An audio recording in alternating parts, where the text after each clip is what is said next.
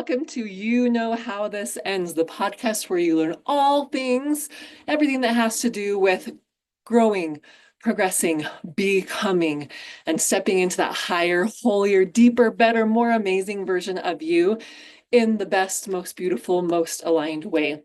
Something that, before I jump into our topic today, something that I've been reminded of over and over this last week is growth is challenging and uncomfortable. But if you can think about how can I step forward into the next level of my progression, how can I expand into this next phase versus how do I need to push forward? What do I need to do? And being in that hustle, grind, overwhelm feeling, instead if you can focus on that feeling of expansiveness. How can I expand into the next level of me? What does that look like? What does that feel like? Because that is a completely different vibe to, I got to make this happen. I got to get this done. You know what I mean? So more about that down the road. But for now, let's just say, I need you to recognize that real estate investing is such a huge, important part of helping you to create your empire, helping you to grow and to expand, helping you to really, truly create wealth here and now, as well as generational wealth that you can pass on to your families. And when we talk about generational wealth to pass on to your families, we're not talking about having a whole bunch of money sitting in the bank that they just get to inherit when you die. That might be a side bonus if that works out for you, if that feels good for you.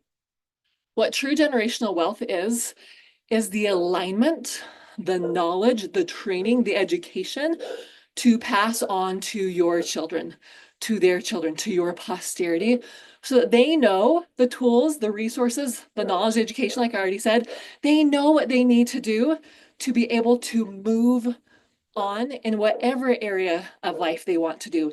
They know they don't have to just go out and get a 9-to-5 job if they don't want to. And I'm not knocking 9-to-5s. My husband's had a 9-to-5 for the last 20 years, our entire marriage. I never have. So there's just different phases, but it's so interesting. So my friend and mentor, Mitch Nelson, always says, when knowledge increases, behavior changes. And it's so interesting because as Dave, holy cow, hold on, Frankie's going crazy. As Dave has received more education and training specifically about the real estate piece, we now have a plan in place that because he wants to retire by the time he's 50. At the time of this recording, he is 46 years old, turns 47 this year, and he wants to retire from his W-2 job, his 9-to-5 job, by the time he's 50, because our real estate will be funding us full time. That's our goal. So, oh man, I get going on these tangents and I forget like what the whole point of this was, where I was going with it. But we're here for all of it, right? We're here for all of it. So what I wanted to hop on, so I was talking about how like the importance of real estate, right? It will change your life. Not just like learning to go out and do the fix and flips, because I always say that's what's sexy right now, right? Like that's what the HGTV shows are about. That's what people talk about because it's cool and it's fun and it's exciting. And you see the before and after pictures. Like, how would you do an HGTV show about a buy and hold, about acquiring a rental, right? It's like, well, we got a rental and there's tenants in it and they send us a check every month. It's like, end of story, right? But that mailbox money, that check in the month, that deposit to your bank account, that is super sexy. We love that. And we just acquired our first rental property. I'm not going to give any details. I'm not going to give any names on any of the characters in this experience, but it was a bit crazy. And wanted to share it with you because I learned a lot of things. So I'm going to share, I have at least written down the 5 key things that I feel like I've learned in the last 48 hours, or that, not like I learned it new, right? But that's like were reinforced to me that I want to share with you. Because every time something big happens, whether it went well or whether it did not go well, according to our earthly mortal brains, right? Because everything actually works for your benefit. I always love to reflect and go, okay, God, what did I learn? What were these pieces that I needed to learn that this was obviously the best way for me to do that? Otherwise, it wouldn't have happened. So 5 key things that I learned in this experience. On your marks, get set, go. Number 1, the importance of being willing to jump in and figure it out. This was a deal, a rental property that we had looked at with the help of a wholesaler. So a wholesaler in real estate is someone who he or she goes out and finds the deals, puts them under contract, works with, negotiates with the seller or the homeowner to get them under contract in a way that the deal could work out. And then he or she goes out and finds people who want to purchase in. So they might sell you that deal for $10, $15, $20,000. So if you want to do real estate, but you don't want to like be in the rehab work and you don't want to be doing all this other stuff, just going out and finding deals and then selling them, essentially become a wholesaler, right? Someone who sells something for one price and the person acquires it and then they go and sell it for a different price, right? That's what Walmart does. That's what, people that buy from China and sell in the US, that's all they're doing. They're working with a wholesaler. This is a great way, like you can do this from the comfort of your own home for the most part, other than maybe like going out and taking pictures of the property type of a thing. And even then, a lot of wholesalers work in all areas of the country and they just have the homeowner take pictures and send them to them. Because it's up to the buyer to do all the due diligence, to do all the deep diving, to do all of the inspections and appraisers and comps and all that to find the right property and to make sure it is a deal. Your job is just that preliminary work and getting it under contract, and then you pass it on to someone else. And you make anywhere from $5,000 to $20,000 or more on it, depending on the deal. So that's something where you're looking for some extra cash. You're willing to do some education, some training to know how to do it. Make sure you send me a message and we can help talk to you about what that would look like.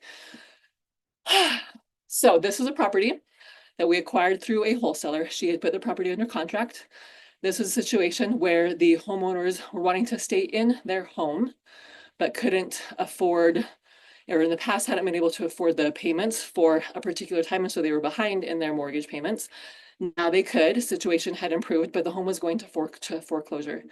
So they needed to have that put in place ASAP, be caught up on their mortgage payments. And then the deal that she had put in place is the person who buys this property, us, would receive, we're responsible. Don't want to go into a ton of details around it all because it's a whole, course in training. But essentially, we are now responsible for making those mortgage payments. However, and for simple math, let's say the mortgage payment is $1,500. And then let's say the owner, the person living in the home, is actually going to pay us $2,000. So we turn around and pay that $1,500 to the mortgage company, and we to keep that $500 for profit. These are the actual numbers, but just for easy, simple math, right? We profit $500 on that every month. So this was similar to the arrangement that we had set in place. And initially when we had ran our numbers on it, it doesn't look like it was a deal. It didn't look like we would have, between what we would have to pay for money costs, the interest payment on someone to borrow the money to purchase the property, as well as being able to turn around and resell it. Just didn't seem like the numbers were there. And so we said, thank you, but no, thank you. She came back to us a few days later and said, hey, if I'm able to lower this cost, the cost to get in, and raise the amount of money that you would be getting as your cash flow each month, then would you consider it? And when we ran our numbers again, this time with the help of a mentor who could show us a few different things because we're brand baby new at this, then we were like, actually, yes, that is a deal. So this happened on a Friday. We already had big plans for the weekend. When we got this message saying that yes, it was a deal and we were good to go, we were already heading down to a big award ceremony for some awards that we'd been receiving in our real estate education for being so awesome and cool with that, and completing our 90-day intro challenge. And then that's a whole nother story, because then when we were coming back on the Friday night, our car started overheating. We ended up staying in Salt Lake overnight, taking the car to shop the next morning, not getting home till in the afternoon the next day. So our weekend shot, right? We don't work on Sundays. So we had to make that happen by noon on Monday. And because of the shortness of the situation, the people that we had agreed to do to fund us the finances, they didn't have time to get us the full amount of the finances because of the situation of where they were at and where we were at and all the different things. And so the first problem I came across was we need to find a gap lender. Now, a gap lender is someone who will lend money temporarily just to kind of hold something in place. So in this case, we already had the finances we needed. They just couldn't get to us yet. So we needed someone who could get those finances to us like within an hour, right? So that we could close on the deal. And at first I was like, I don't know anybody that can do that. I don't have that. Maybe we're not gonna be able to do this deal. And immediately, and this is where I'm going with all of this, immediately the reminder and the feeling came in. This has already been worked out. God already knew how this was going to go down. He already knew the challenges. He already knew whatever was going to happen. It's already been worked out. So relax, tune in, and just open up to what is the easiest way that you could make this happen. This is what I did when our car was overheating. We were trying to figure out what to do in downtown Salt Lake at midnight on a Friday night. What's the easiest way to fix this? What's the easiest way to work this out? Boom, call your sister-in-law. Boom, she answered the phone. Boom, we got an Uber. Boom, no big deal, right? So this is that same energy that I went into here. If this is meant to be, it's already been worked out. So what's the easiest way for me to tune into this? And I thought of one of the people that I knew had some extra funds that she was working on, wanting to do a deal with, but didn't have them yet, have the opportunity yet. So I called her up and said, hey, looking for a gap lender. We give you this much interest. We need this much money. What do you say? She said, sure, I'm in. I can meet you in the bank in an hour. And I was like, done, super easy. Went over to the bank with her. Her bank was on one corner. My bank was kitty corner. Went in, got the money from her. This was so funny. The teller put like thousands and thousands and thousands of dollars in a little paper bag with like a coffee company on it. And I walked across the street with tens of thousands of dollars in my little paper bag. And I'm like, please let nobody come and, kidnap me or let me get run over or whatever, like random, like we live in the cutest little small town ever. And I'm like, nothing like that will ever happen, right? But like, watch this be the one time. Not really, but it was just like this funny thought that crossed my mind, like from a movie or something. Went over, things were fine. Got things worked out with the teller, got our money transferred, got her money transferred, got everything in. And here's where, so that first, the first thing to remember, the first lesson is everything's already worked out. All you need to do is align yourself to it. Just do that. And for me, that the first idea worked, right?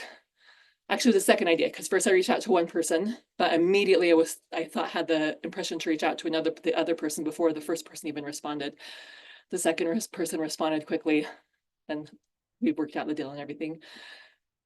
So align with the path of least resistance. It's already been worked out. All you have to do is align to it. Number two, things started to go awry. We found out that the actual amount we needed to close the deal was greater than the initial amount we'd been given. That amount had expired, and so another month's worth of payments had come up. And the person that I was doing the deal with came a little bit unglued. And she started yelling and screaming at me and calling me names and throwing out insults and being extremely rude. So here is lesson number 2. Learn to control your temper and learn how to be professional and courteous no matter the situation that you're in. You will burn bridges. You will lose friendships. You will lose opportunities if you cannot control your temper. I can't say enough about that. I was able to, and I'm not bragging on me, I've been working on this for years, because I've definitely been in a place before when I've lost my temper. I'm not usually one to lose my temper in public or to people like in work situations or professional situations, but I have 100% a million times lost my temper with my husband or my kids, right? Like in that more comfortable situation, personal situation. So lesson number 3 is extend grace. Recognize this person was feeling frustrated. This person was feeling overwhelmed. This person has spent a great majority of her life in situations where people were yelling and screaming at her. And that is what she fell back to. I do not blame her. I do not hold anything against her. Did it hurt my feelings? Yes. It hurt really bad. And I went and cried for a bit afterwards because I felt like a little kid who was being abused and verbally abused and mistreated and had done nothing wrong. So to me, that reminder and that lesson that I learned there was I have to be able to control my temper and stay professional and courteous no matter what the situation. And fortunately, I was able to keep my cool and maintain professionalism and just was able to say, I'm sorry you feel that way. I'm doing my best that I can. We'll have to see what works out. Right. And then I went and cried. And I called a friend in the industry and said, this is what's happening, and I feel so bad, and I don't know what to do. And I do know what to do, but I just need someone to vent to, really was what it was, is I know that if I were to just be like, it's fine, we're just gonna let it out, like, not gonna worry about it, we put it behind us and just move on, right? That would have festered inside me. And in the past, that ends up being festering in my lower back and causing all sorts of problems there. And I was not available for that. So I found someone that I could trust, that I could let that off to later in the afternoon when I was home away out of the bank. And on my walk, I do a walk and talk with God almost every day. And then I was able to like let it all out with God, right? And explain and receive their love and their kindness and their understanding as well. But have someone, a trusted person that you can share with, that knows that you're not stopping, you're not giving up, you just had a hard moment. And I love, there's a Jeffrey R. Holland says something to the effect of, dear God, just want to let you know I've had a hard day. And that's what I felt like. I was like, talking with God in my mind. And also I was like, I'm talking with the person who will get this, who will understand, who's done hundreds of deals and can empathize and sympathize with things not going super smoothly all the time. And just to have someone to listen to. So have people in your life, not number 3 or number 4, I don't know where I'm. Have people in your life who will love you and support you and still say, now get out there and finish the deal and make it happen. The next part, so that kind of went on. I made another mistake. I was supposed to transfer the money, wire transfer the money to 2 places. I just transferred it all to one. So then we come back later, like, what did you do? How did this happen? The same person kind of blowing up at me again and everything. And I was just like, you know what? But again, my first thought was, this is already taken care of.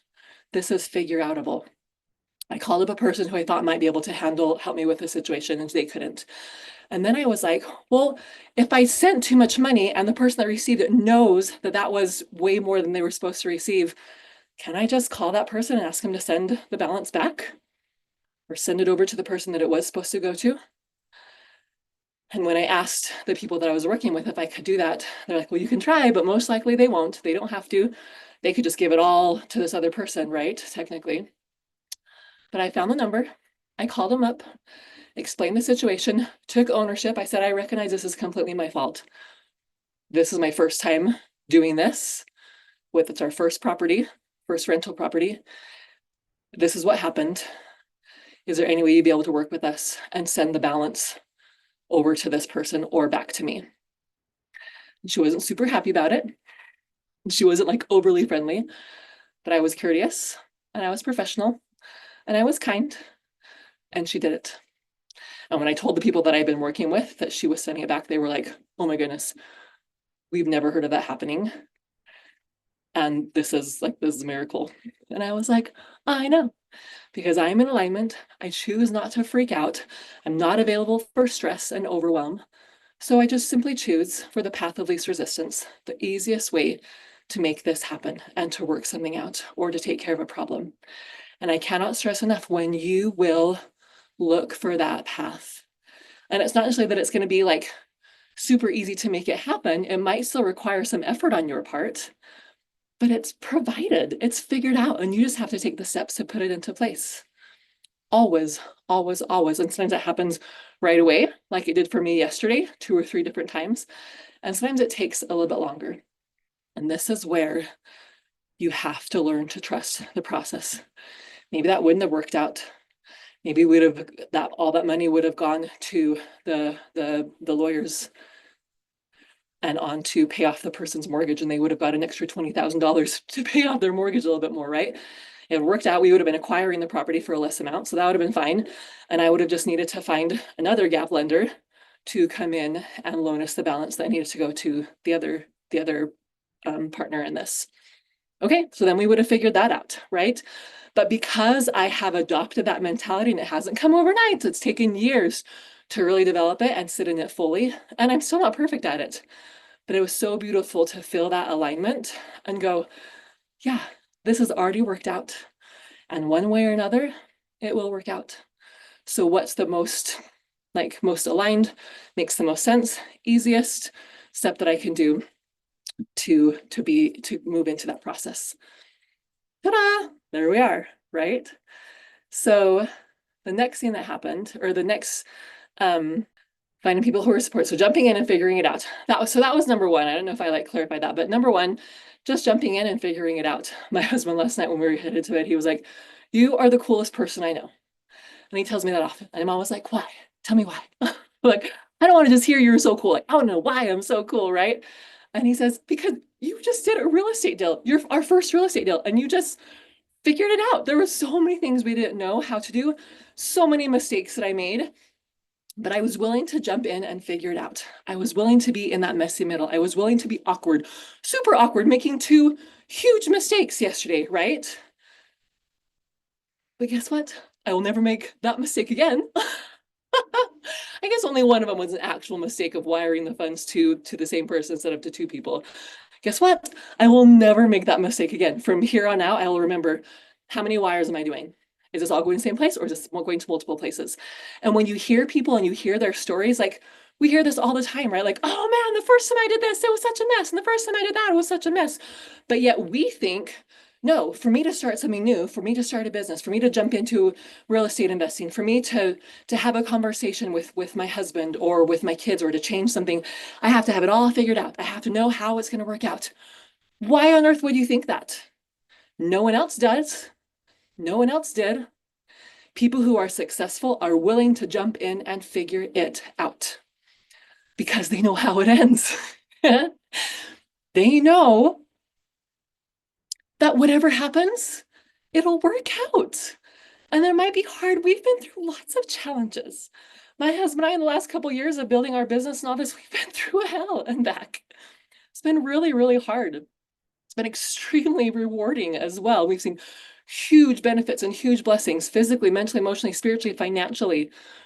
But we wouldn't have those things if we weren't willing to go for it, to choose in, to trust, to follow our heart, to not know how it was going to go and still choose forward anyway because you feel it and you know it.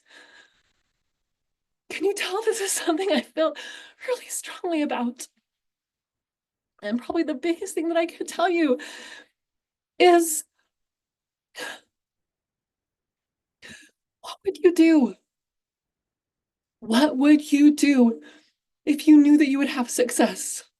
What would you do if you trusted that God has you, that it will work out, that through the ups and downs, whether that's losing your home or bankruptcy or a divorce or losing a child or whatever it is, if you will move forward, if you will trust, if you will do the work to align with your higher power, it will end. It will come, all your hopes and dreams. And it will end more beautifully, more magically, more miraculously than you can possibly conceive right now. Because the mortal mind cannot comprehend the things that God has prepared for those that love him. Corinthians 2:17. This is a scripture I hold on to fiercely because I have big goals and big dreams, and I want it all. And I used to think that would just happen overnight. You hear people talking, just be like, just choose in, just decide, just go for it. I can't, that choose in, that just decide, that just go for it. That happened 5 years ago. And it's a continual decision every single day to choose in, to go for it, to keep going. But I've had enough experience now, and I know how this ends. That even when it's in a down, even when it feels hard or frustrating or you're tired or you're overwhelmed, I know this is just a season. This is just one small part. And I can look back now over the last several years of my life and my business and go, oh my gosh, remember that one thing, like even this experience this week, with the real estate, getting onto our first property. I'm like, oh my gosh, this is like gonna make the best story ever, right? Like everybody has like, the first time I did this horrible thing and I made this big mistake and blah, blah. I'm like, this is mine. Why would it be any different, right? Just like I said, why do I think that it would go perfectly when I don't know what I'm doing yet? But the only way that we get experience and know what to do is by doing it. But if you're not willing to jump in and do it, then how are you going to learn? What would you do if you knew that you were going to be successful? If you trusted, if you allowed, if you received? What would you do? What are the dreams that you have? What are the goals that you desire? Move forward on them. I love in his book, Killing Sacred Cows by Garrett Gunderson. That was, if you haven't read that, I highly recommend it. There are no cows being killed, but a sacred cow is a term for like a business term or a practice that we hold as sacred, as like, no, this is what we do. But in fact, it's actually not helpful or not producing the result that we want. And one of those killing sacred cows points was the idea that we just need to sacrifice now so that we can live better and live well in retirement. And I get it. Like, we need to be responsible. You need to make sure that you're planning for retirement. But in this book, he asked the question, and it changed my life years ago when I read it. What are you missing out on? And what is the world missing out on by you delaying your dreams, by you just living an average life instead of going for it, instead of trusting, instead of playing all in and being willing to be in the messy middle, being willing to be in the ups and downs? What are you missing out on? Yeah, you might be missing out on the problems and the stress or the overwhelm or the heartache or the frustration and the sadness, but you're also missing out on the opposite, and you're missing out on wins. You're missing out on amazing relationships, amazing opportunities. You're missing out on an opportunity to learn to trust God more fully than you ever have before, because you have to rely on them. You have to rely on your Heavenly Father and Heavenly Mother, your higher power, Jesus Christ, more fully than you ever have before, to choose into entrepreneurship, to choose into big dreams, to choose to step out of scarcity, out of mediocrity. What are you willing to step into? Are you willing to go through the frustrations and overwhelms and those lows in order to have these highest of highs and the blessings that God has for you? This is so funny. This is not at all where I was thinking this podcast was going to go. It is so, so important. And I can't stress it enough. Choose in. Be willing to be in the messy middle. Be willing to be awkward before you're elegant. Go out and do something brave today. It's funny enough, at our awards ceremony that we were at last weekend when our car broke down and everything, the award the award that Dave and I received was the Unstoppable Award, awarded by our peers to the person in the group, I think there's about 30 of us, who exemplifies an unstoppable spirit, an indomitable spirit. And we won it. And I thought, yes, I am unstoppable, because I know who I am. I know whose I am. I know where I'm going. I know how this ends, and I'm all in. I'm all in on this journey of life, the ups, the downs, everywhere and everything in between. I'm all in. Will you be all in with me? Will you make today that day that you choose all in? Will you call me or text me and let me know that you're all in on this life, whatever that looks like for you? That you're willing to be in the messy middle. You're willing to trust God at a higher level. You're willing to let go of mediocrity and just settling. You're willing to go big. We're not talking about gambling. We're not talking about making stupid decisions. We're not talking about, doing anything like absolutely crazy. I'm just asking you, like, to make the next step. Make the decision now. and take that next step when an opportunity comes. I can't tell you how often I hear people saying like, you know, this is my goal, this is my dream. And then when we extend an opportunity for them to come to a class, even a free class, right? Or to learn something new or to watch a video. And they say, oh no, like I can't right now, or I don't want to, or I already have what I need, thank you. And I'm like, oh, sister, oh, queen. When you choose all in and an opportunity comes that would help you get closer to that goal, dream, desire, say yes. Say yes. Because when you say yes and you choose in, you are letting the universe know, for real, I'm doing this. I'm in. And that begins to open up the path. It begins to call in the people, the opportunities, the resources to create your hopes and dreams. Okay. Thank you for listening. Thank you for being part of my tribe. Thank you for being part of the people that I can count on for love and support. And thank you for letting me love and support you. If I can achieve my dreams, you can too. And I'm so grateful to play a small role or a large role, whatever that needs to look like, in supporting you in that process. Please count on me as one of your people.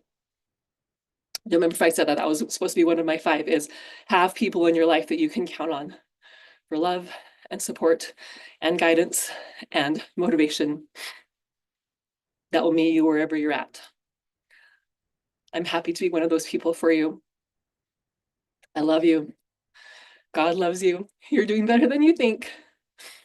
And there are magic and miracles happening every day when you look for them. And there's a life ahead of you that is meant to be more dazzling and delightful than anything you can possibly imagine. I love you. See you next week.